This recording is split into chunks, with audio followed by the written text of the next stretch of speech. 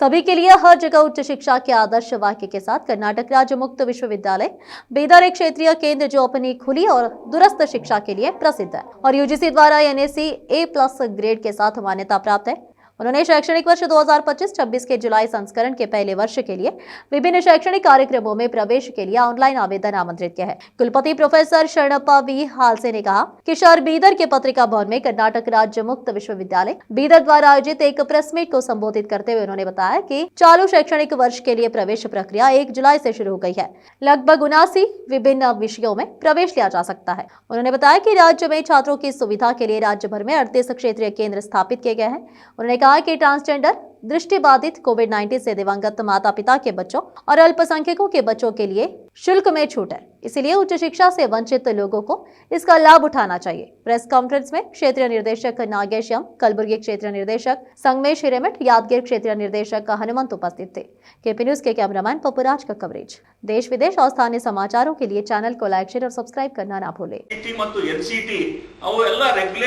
Regulatory authority ನಾವು permission ತಗೊಂಡು ಮತ್ತು ಯುಜಿಸಿ ಏನ್ ಹೇಳ್ತಾ ಇದೆ ಅಂದ್ರೆ ರೆಗ್ಯುಲರ್ ವಿಶ್ವವಿದ್ಯಾಲಯದಲ್ಲಿ ಏನ್ ಸರ್ಟಿಫಿಕೇಟ್ ತಗೊಂಡು ಜಾಬಿಗೆ ಹೋಗ್ತಾರಲ್ಲ ಅದೇ ತರ ನಮ್ಮ ದೂರ ಶಿಕ್ಷಣ ಯೂನಿವರ್ಸಿಟಿನಲ್ಲಿ ತಗೊಂಡಂತಹ ಕ್ವಾಲಿಫಿಕೇಶನ್ ಅದು ಈಕ್ವಲೆಂಟ್ ಇದೆ ಅಂತ ಅದರ ಪ್ರಕಾರ CBSE ಸಿಲೆಬಸ್ ಅನ್ನ ಚಾಯ್ಸ್ ಬೇಸ್ಡ್ ಕ್ರೆಡಿಟ್ ಸಿಸ್ಟಮ್ ಅನ್ನ ನಾವು ಅಳವಡಿಸಿಕೊಂಡು ಮತ್ತು PG ನಲ್ಲಿ ಎಲ್ಲಾ ಸೆಮಿಸ್ಟರ್ ಸಿಸ್ಟಮ್ ಅನ್ನ ಪ್ರಾರಂಭ ಮಾಡಿದ್ದೆವು।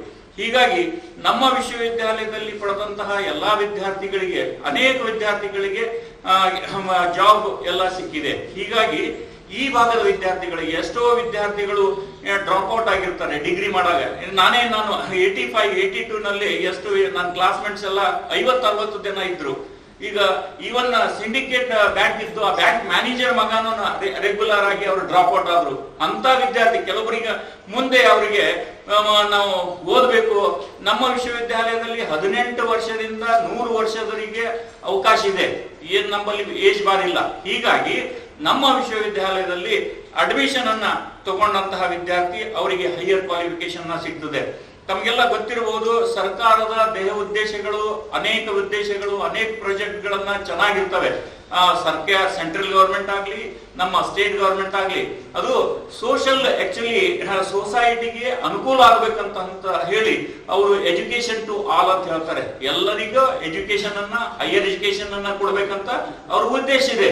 ಆ ಉದ್ದೇಶವನ್ನ ಈಡೇರಿಸಬೇಕಾದ್ರೆ ಕೆಲವೊಂದು ಮಾಧ್ಯಮಗಳು ಬೇಕು।